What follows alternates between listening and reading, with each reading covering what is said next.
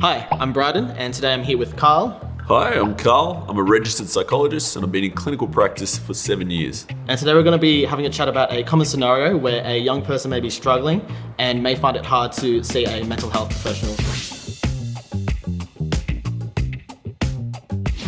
Today we're going to be exploring some of the reasons why young people may say they don't want to see professional help, and what are some things that we can do as well to help.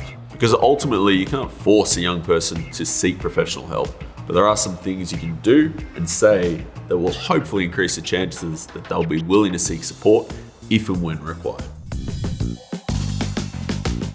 All right, Carl, so they wouldn't understand what I'm going through. If you can get your young person into that first appointment, I'm very confident that in 9 times out of 10 that somebody like myself will be able to demonstrate enough understanding in order to make that young person feel comfortable enough to come back for that second appointment.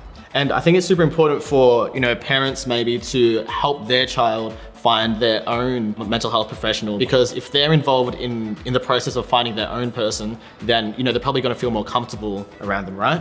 Definitely. And it's such a valid point, Bryden, that we know that the most important thing in the counseling process is that rapport. Because if you don't feel comfortable, if you don't have that rapport with the person that you feel they can relate to you, you're not going to get the outcomes that you want. I don't want to talk about it. We can all think of being teenagers or young and saying that to adults, parents around us. You want to be independent. You don't want to share your problems with the world. You're developing resilience.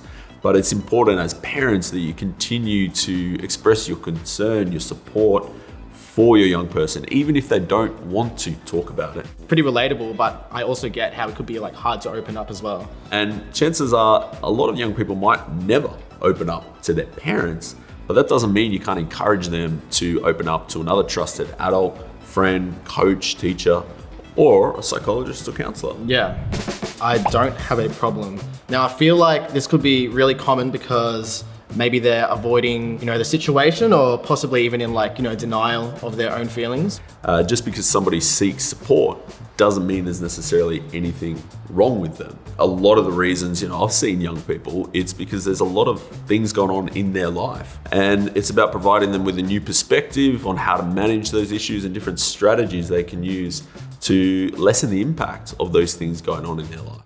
Other people have it worse than me. Yeah. I've heard that one before. Yeah. Well, I think we're all kind of guilty of thinking this, right? But I feel like, especially for young people, it's super easy to compare yourself to other people. And the irony is, a lot of people might have it worse than you, but that doesn't make your distress, your challenges in your life any less valid. And if you were to compare it to a physical situation, you wouldn't refuse to see a doctor to get 3 stitches just because someone else has had 10, right?